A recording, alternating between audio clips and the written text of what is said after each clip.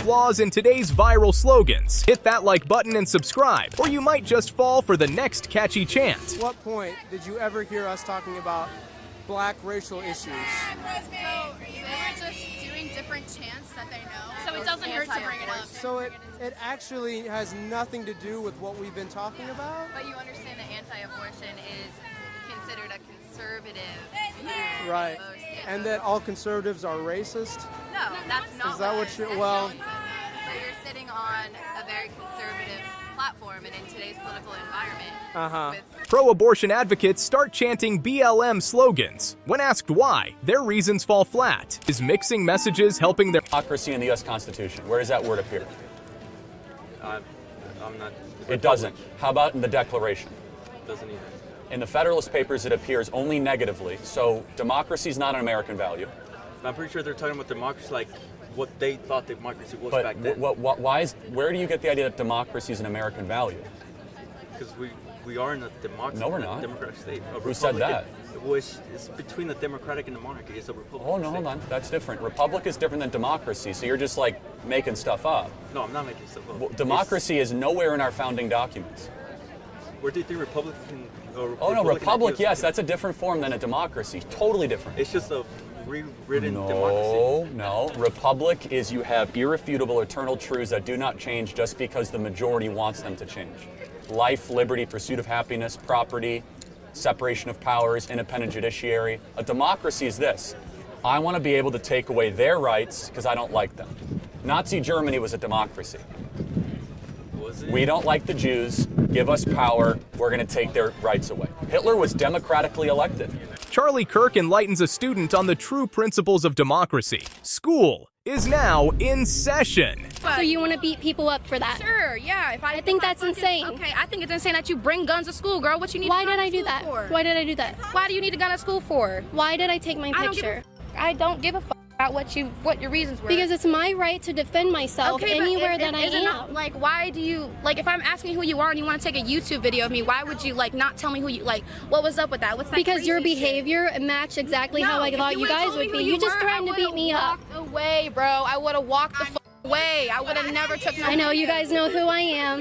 Like, it's ironic. I don't know who that is. For being a shooter at a school, everybody tell her. That's new. Okay. All right, as you're shaking your ass in public, that's very cool. And we live in America. Can we not do that? Shake our ass in public? Can I not have a firearm? Okay, but you're... Yeah, you can do it, but people are allowed to call your behavior disingenuous and degenerate. No, because you're... Wokey ladies lose their cool discovering Caitlyn Bennett's views. Are we not championing diverse opinions? Okay, ask everyone to rate their looks on a scale of 1 to 10. Go ahead. I think I'm a 12. Yeah. Like 7.5, 8. I'm a 7. 8. 8. 7.5. 8. Okay, so you're a 12. Yeah. I love your confidence. Is it confidence or delusion? It's definitely confidence, I think. I think that I am the most prettiest girl in the world. You're 25, right? Yeah. Do you think you'll be more attractive in 10 years than you are now? Yeah. Do you think you'll be more attractive in 20 years? Yeah. 30 years? Yeah. Okay, now you're just... No, I'm a magic person, so you'll be right? 55. And I'm yeah, like okay. a manifestation baddie or whatever you want to call it. Yeah. I feel like I've been manifesting that I just keep getting hotter. And so whenever I look at myself, I just feel like I'm getting hotter. What about when you're 75 in 50 years? Probably just the same, honestly. Bro, you're delusional. A woman insists she's 12. Clearly, reality isn't her strong suit. Is it time for a serious reality check? What's your definition of a scam? Where a serious proportion of your customers are not given the value proposition that they pay for. Education, right? Which they're not getting, yeah. You're saying, so therefore... Well, that's the question. You come here to get educated, you guys are going from the wrong thing. This is just a glorified credentialing exercise. Yeah, and that's what you're paying for, but therefore it's not okay, scam. so it's not education. You're just paying for a piece of paper so you can get a job. And education, I mean... Oh, is it education? So are you... It is education, sorry. But education, what does that mean to you? Resources, learning how to work, learning how to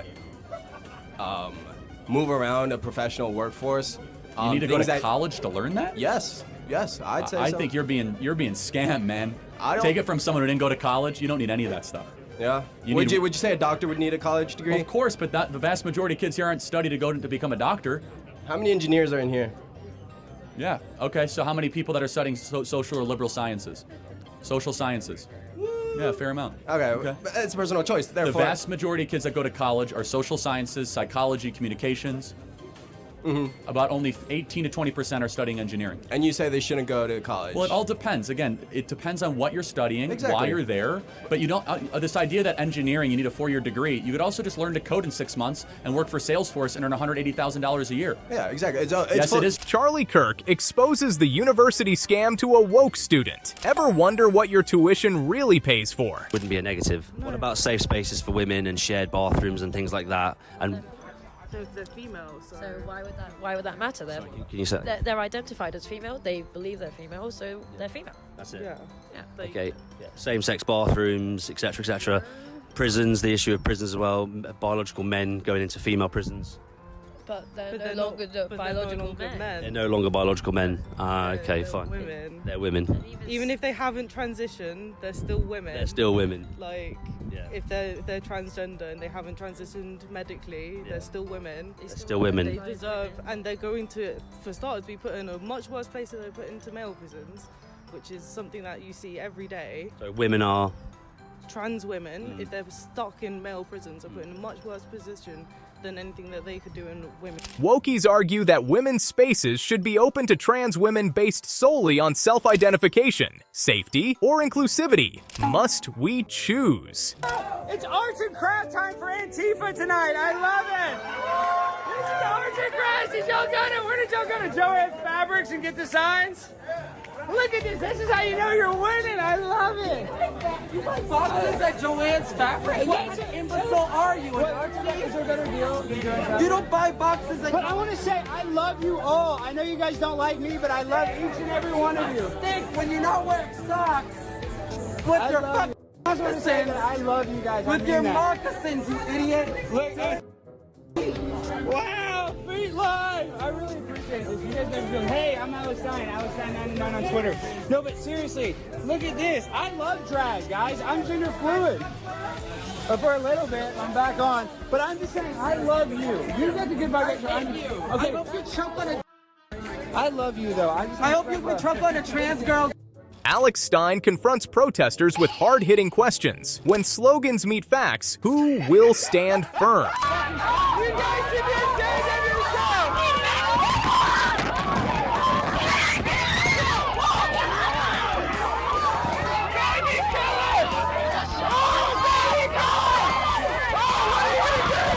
What are you gonna do about it? You guys all murdered me!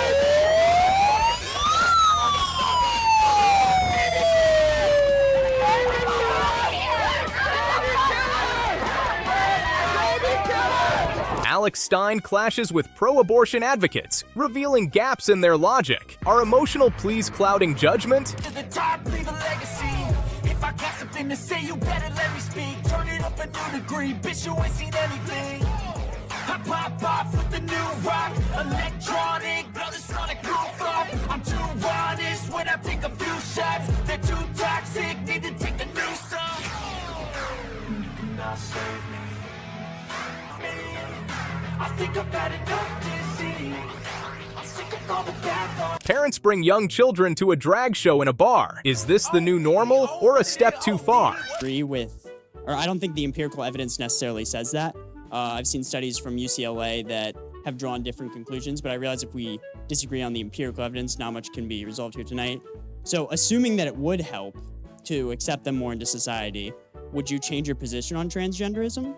So the position on transgenderism I want to clarify so that I can tell you what I would change and what I wouldn't change. So what I would not change is the idea that you cannot force people to call you what you want to be called. That is anathema to a free society. I will also not change the idea that we should not indoctrinate children in blatant biological falsehoods like there's no such thing as male and female. I think it's very important that kids know there is such a thing as male and female, that these are real categories, and that a man cannot become a woman and a woman cannot become a man. I think that confusing children about this stuff carries its own inherent dangers. Kids are easily confused and easily screwed up. So I think that would not change. I've also said in conversations with people like Blair White, who's a transgender woman, meaning a man who believes he's a woman, I've said to Blair, like, if we were at a restaurant or something and we were out to dinner together, I wouldn't go out of my way to call Blair White a he. I mean, presumably we'd be speaking in second person with one another. But at the same time, like, for the same reason that, you know, there are people in my life who do lots of things that I disagree with, and I don't feel it necessary to launch a conflict on the basis of that every time we meet. But that's a different thing than what the transgender rights movement is saying. What they are saying is that society should cram down on people perceptions about biology that are false, that we should treat it as bigotry if you use the actual biological pronouns for people. This is a form of bigotry and hate, which is nonsense.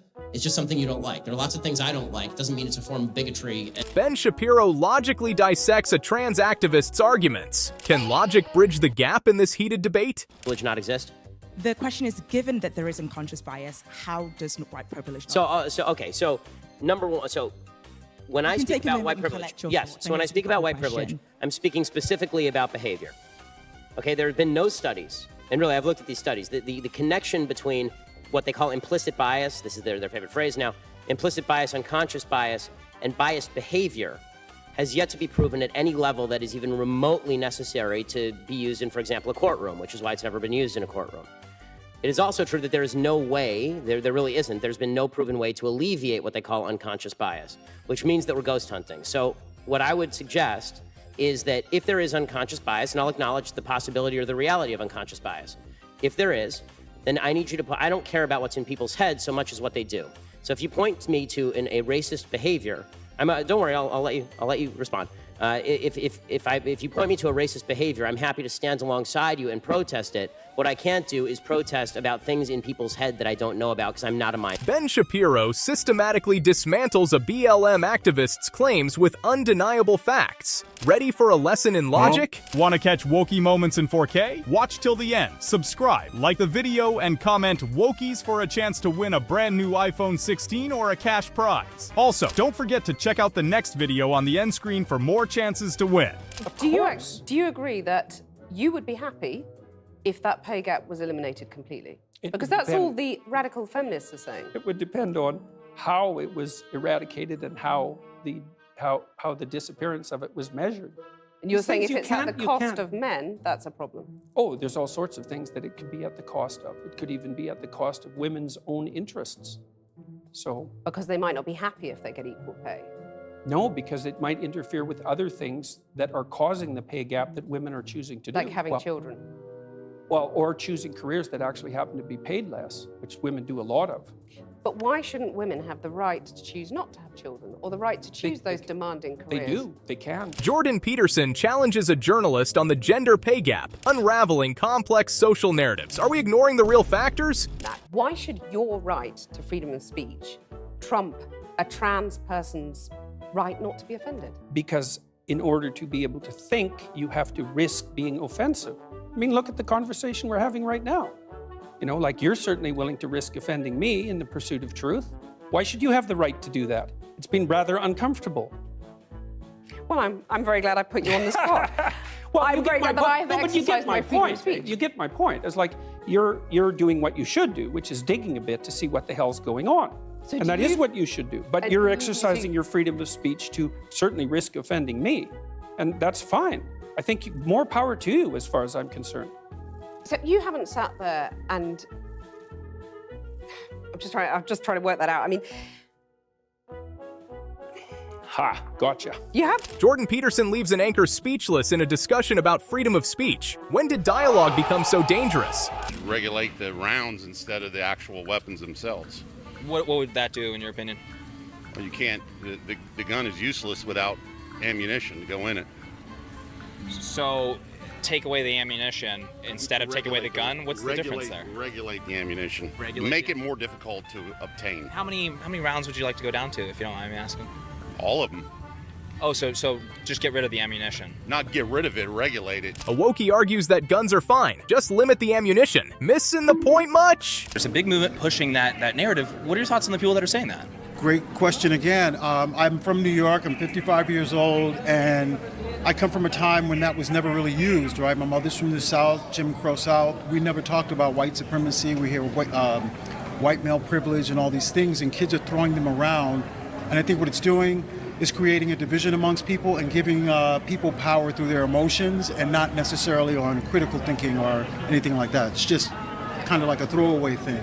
You think it's a damaging narrative? Oh, without a doubt. We're all divided, whether it's LGBT, whether it's racism, white, black, whatever the case is.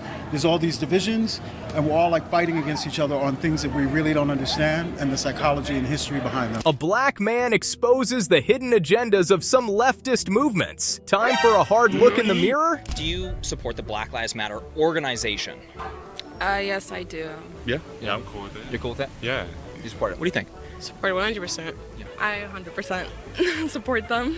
How about you? I support them as well. I took part in the movement when it happened, so it would only make sense to support an organization with the same ideals. The Black Lives Matter organization, blacklivesmatter.com, they suspended online fundraising, right, recently, after states have threatened them with legal action for $60 million of missing donation records. Okay? They have $60 million of missing donation records. Were you guys aware of that? I wasn't actually. Amazon took them off their charity platform. Charity Watch, who grades charities, gave them a question mark, saying they don't know where the money's going. And recently it was announced that they had purchased a $6 million mansion in Southern California, 20-car garage, 7 bedrooms, etc., for creating video content. And I want to know, do you guys trust the organization, the Black Lives Matter organization?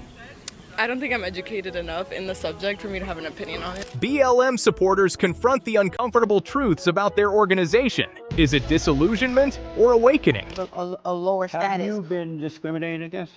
Yes. By who? By white people. What did they do to you? Tell me what happened to you. They told me that I needed to wear my hair a certain way in order to be groomed. Who told you that? All right, a supervisor. At your job? Yeah, at a previous job. At a what? A previous job. I don't work there. So you were working at this company, and you went in, you applied for the job, and you, at the time that you were applying for the job, you told them, if you pay me X amount of dollars, I will come every day, and I will follow your rules, and you took the job, right? Is that right? Yes. I'm sorry? Yes. They can't hear you. They can't hear you, Michelle. Come on.